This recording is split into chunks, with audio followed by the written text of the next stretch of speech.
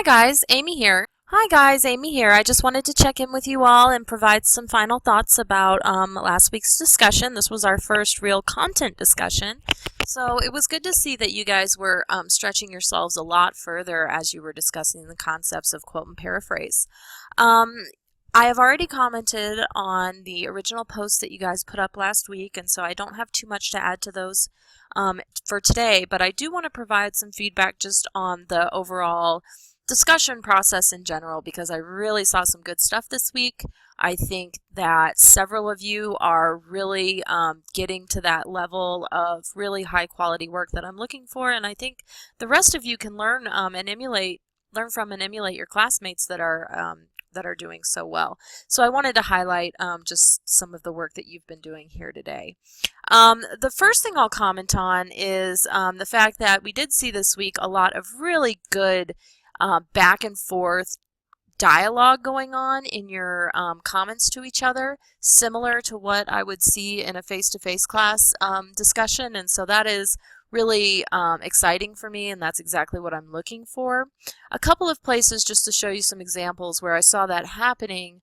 One would be Mariah's original post. I noticed she did make a point to try to kind of reply to everybody that commented on her original thread. I will have more to say about that in just a minute.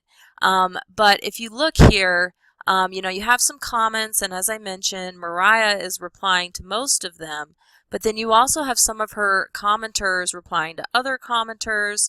You have smaller sub-conversations like this one between Denisha and I going on within the thread for Mariah's post, and that's really exciting how Mariah has kind of started this conversation, and then it's taken off on its own with what me and Denisha are saying here, and then Mariah jumps in as well. And so you can see this kind of ended up being a three-way conversation between Mariah, Denisha, and myself.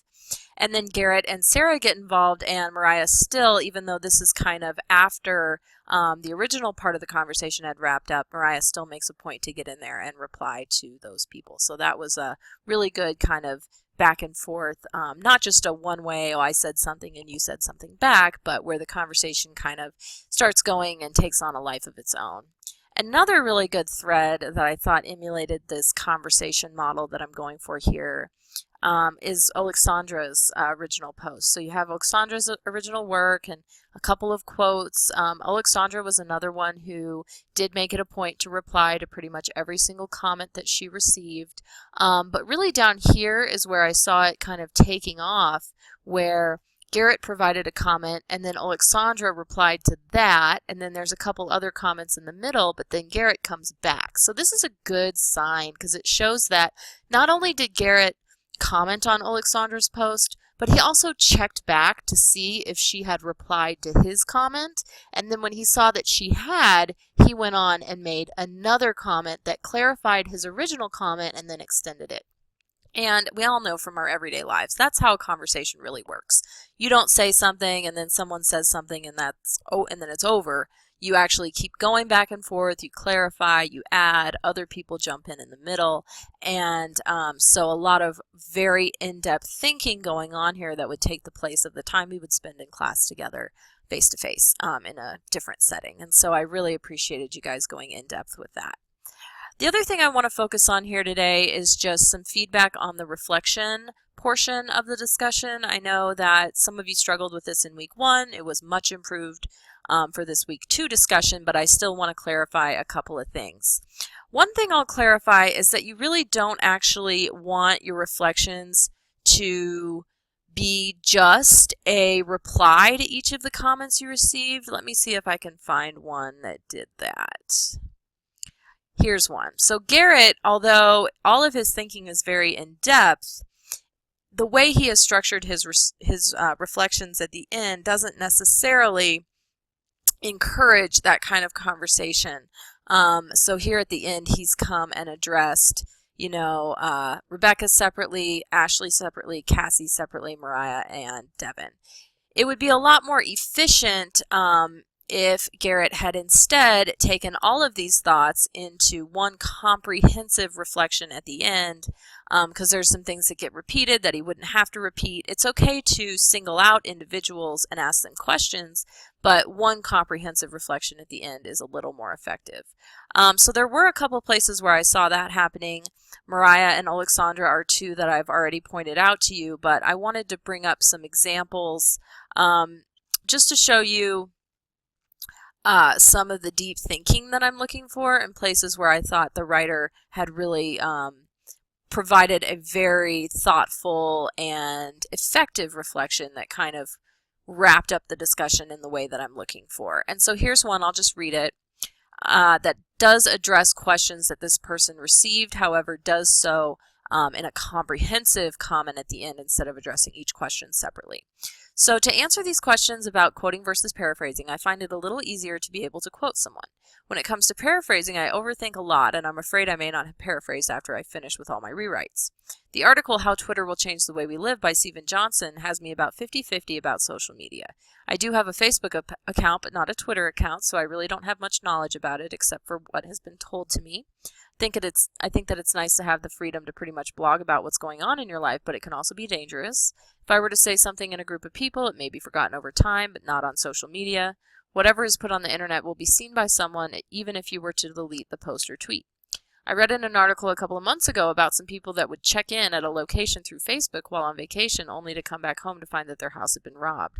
So these social media sites are fun and a great way to find and meet new people, but a person should always be alert about what information they put on the internet. So I like that this one does address the prompt and kind of extends some of the thinking that was going on in the original activity, but then the conversation has already kind of taken a life of its own and gone in a different direction here. And so I like that this person is just kind of reflecting about the topic generally and providing some response to the article.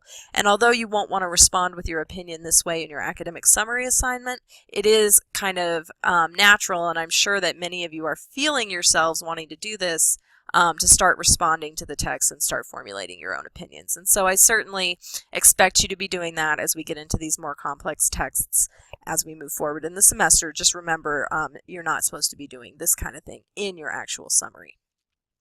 Here's another reflection that I liked because it really focused on what this writer learned.